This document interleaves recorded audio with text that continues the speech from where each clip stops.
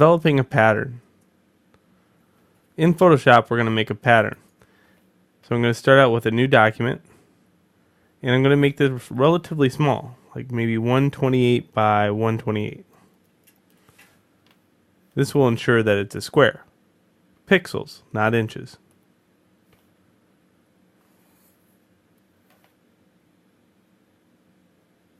Alright, so what you could do is basically anything you want. I'm just going to keep it simple to kind of show you how this works. Let's put a dot here. First off, let's make a new layer in case we want to mess around. Okay, I'll put a dot here. I'll change it over to white, make my brush smaller, and put another dot in the center. Then I'll do one more. Okay, then I'm just going to mess around with the outside edge and have some kind of border. I'm holding shift here so I can make a straight line.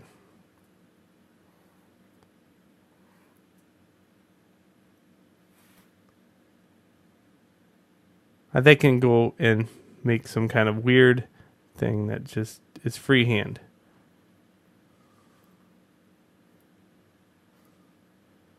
And I'll put some dots here every once in a while.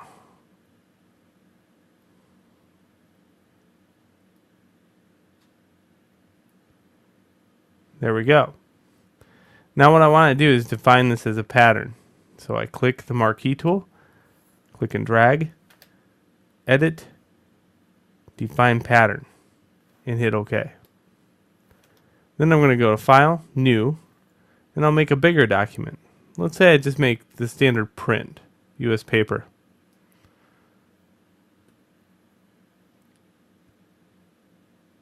First I'll make a selection.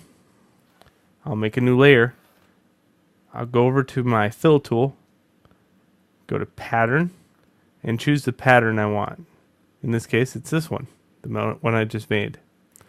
And I can click. There we go. I now have that pattern. And it looks rather good, small.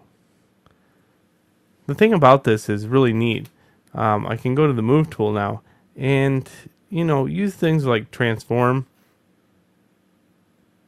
And I can warp it, distort it, skew it. So if I'd hit distort, I can do some weird stuff like this.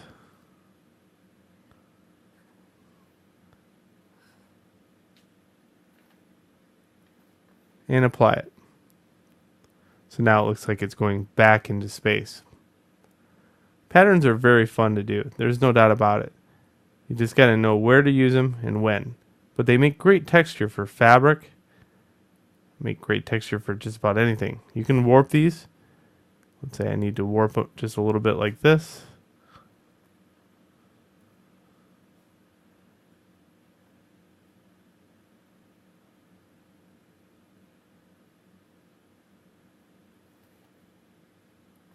And apply it.